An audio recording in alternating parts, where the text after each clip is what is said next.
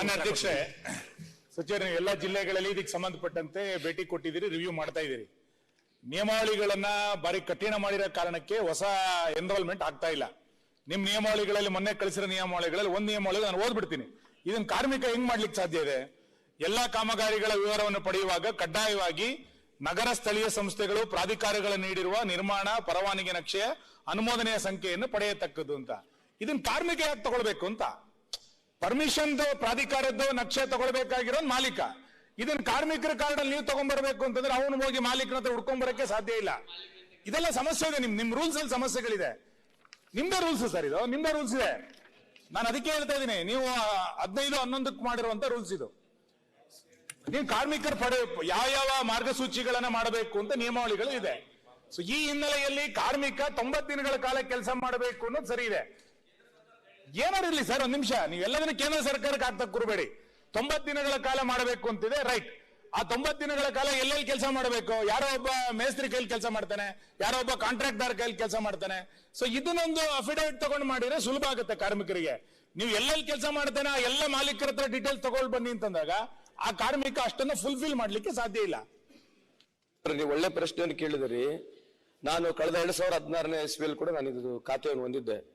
ಅವಾಗ ಏನಾಗಿತ್ತು, ಕೇವಲ 12 ಲಕ್ಷ ಮೆಂಬರ್ಸ್ ಇದ್ರು. ಈಗ 53 ಲಕ್ಷ ಮೆಂಬರ್ಸ್ಗಳಾಗಿದ್ದಾರೆ. 7 ಲಕ್ಷ ಕಾರ್ಡ್ಗಳನ್ನ ತೆಗೆದು ಇವತ್ತು 46 ಲಕ್ಷ ಕಾರ್ಡಲ್ಲಿದ್ದೀವಿ. ಜಿಲ್ಲೆಯಲ್ಲಿ ಬಹುತೇಕ ಎಲ್ಲಾ ಜಿಲ್ಲೆಗಳು, ಇಡೀ ಕರ್ನಾಟಕ ರಾಜ್ಯದಲ್ಲಿ ಸುಮಾರು 2.5 ಲಕ್ಷ ಜನರು ಕಾರ್ಡ್ ಹೋಲ್ಡರ್ಸ್ ಇದ್ದಾರೆ. ಇದರಲ್ಲಿ 70%ಗೂ 60% ಬೋಗಸ್ ಕಾರ್ಡ್ಸ್ಗಳಿದ್ದಾವೆ. ಒಂದು ರಿಜಿಸ್ಟ್ರೇಷನ್ ನಾವು ಟೈಟ್ ಮಾಡಿದ್ರೆ ಕಾನೂನ ಉಲ್ಲಂಘನೆ ಮಾಡಬಾರ್ದು ಅಂತ ನಮಗೆ ಟ್ರೇಡ್ ಯೂನಿಯನ್ ಹೇಳ್ತಾರೆ. ತಾವು ಕೂಡ ಇಲ್ಲಿ ಒತ್ತಡ ಅಂತ ಇರ್ತಾರೆ. ಬಟ್ ಹೆಂಗೆ, ಹೌ ಡು ವಿ ಇದನ್ನ ಒಂದು ಕ್ಲೆನ್ಸ್ ಮಾಡ್ಬೇಕಂದ್ರೆ ಒಂದು ಸಿಸ್ಟಮ್ ಫಾಲೋ ಮಾಡ್ಬೇಕಾಗತ್ತೆ. ಈಗ ಆಲ್ರೆಡಿ 46 ಲಕ್ಷ ಜನ ರಿಜಿಸ್ಟರ್ಡ್ ಇದ್ದಾರೆ. ಆಮೇಲೆ ಕೆಲವು ಜಿಲ್ಲೆವಾರು ನಾವು ಮಾಡ್ಕೊಂಡ್ರೆ ಸುನಿಲ್ ಅವರೇ, ಒಂದು ಜಿಲ್ಲೆಗೆ ಉದಾಹರಣೆ 4 ಲಕ್ಷ ರೂಪಾಯಿ ನಮಗೆ ಅಲ್ಲಿಂದ ಸೆಸ್ ಬಂದ್ರೆ 50 ಕೋಟಿ 60 ಕೋಟಿ ರೂಪಾಯಿವರೆಗೆ ನಾವು ಅಲ್ಲಿ ಅವರಿಗೆ ಬೆನಿಫಿಟ್ಸ್ ಅನ್ನು ಕೊಟ್ಟಿದ್ವಿ. ಸೊ ಸದನಕ್ಕೆ ಗಮನವನ್ನು ತರಲಿಕ್ಕೆ ಇಚ್ಛೆ ಬಯಸ್ತೀನಿ. ನಮಗೆ ಸ್ವಲ್ಪ ಕಾಲಾವಕಾಶ ಕೊಡಿ, ಯಾಕಂದ್ರೆ ಕ್ಲೆನ್ಸ್ ಮಾಡಬೇಕು ಇದನ್ನ. ಉದಾಹರಣೆಗೆ ಹಾವೇರಿ ಜಿಲ್ಲೆಯಲ್ಲಿ 3 ಲಕ್ಷ ಕಾರ್ಡ್ಸ್ಗಳಿದಾವೆ.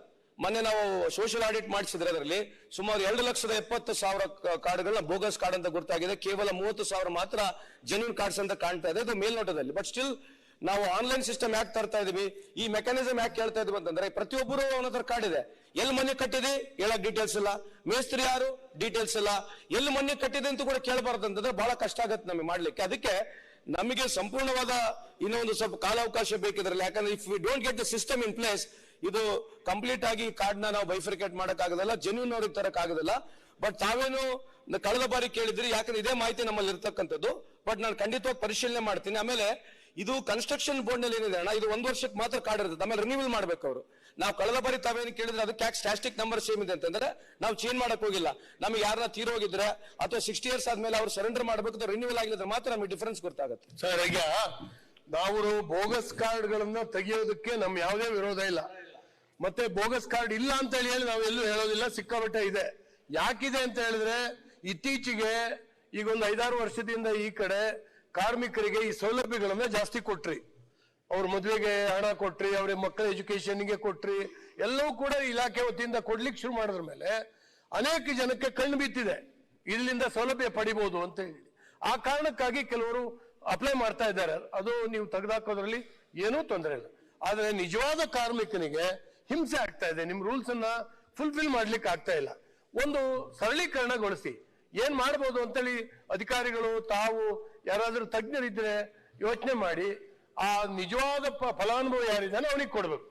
ಈಗ ಮುಂದೆ ಬರ್ತಕ್ಕಂಥದ್ರಲ್ಲಿ ಜಿಲ್ಲೆವಾರ ಒಂದು ಕೇಂದ್ರನ ಮಾಡ್ತೇವೆ. ನಮ್ಮ ಕನ್ಸ್ಟ್ರಕ್ಷನ್ ಬೋರ್ಡ್ ಇಂದ ಒಂದು ಕೇಂದ್ರನ ಮಾಡಿ ಪರ್ಟಿಕ್ಯುಲರ್ ಆಗಿ ಬೆನಿಫಿಷರಿ ಯಾರಂತ ಚೂಸ್ ಮಾಡ್ಲಿಕ್ಕೆ ಒಂದು ವ್ಯವಸ್ಥೆ ಮಾಡ್ತಾ ಇದೀವಿ. ಇನ್ನೊಂದು 5-6 ಮಂತ್ಸ್ ನಲ್ಲಿ ಇದಾಗತ್ತೆ, ಪರಿಹಾರ ಖಂಡಿತ ಕಂಡುಹಿಡಿತೀವಿ. ಅನುಕ್ಷಣದ ಸುದ್ದಿಗಳಿಗಾಗಿ ವಿಸ್ತಾರ ನ್ಯೂಸ್ ಯೂಟ್ಯೂಬ್ ಚಾನೆಲ್ ಸಬ್ಸ್ಕ್ರೈಬ್ ಮಾಡಿ. ಹೊಸ ಸುದ್ದಿಗಳ ನೋಟಿಫಿಕೇಶನ್ಗಾಗಿ ಬೆಲ್ ಐಕಾನ್ ಕ್ಲಿಕ್ ಮಾಡಿ. ಲೇಟೆಸ್ಟ್ ಅಪ್ಡೇಟ್ಸ್ಗಾಗಿ www.vistaranews.com ವೆಬ್ಸೈಟ್ಗೆ ವಿಸಿಟ್ ಮಾಡಿ. ಅಂಗೈಯಲ್ಲೇ ಜಗತ್ತಿನ ಸುದ್ದಿ ತಿಳಿಯಲು ವಿಸ್ತಾರ ನ್ಯೂಸ್ ಕನ್ನಡ ಆಪ್ ಡೌನ್ಲೋಡ್ ಮಾಡಿ.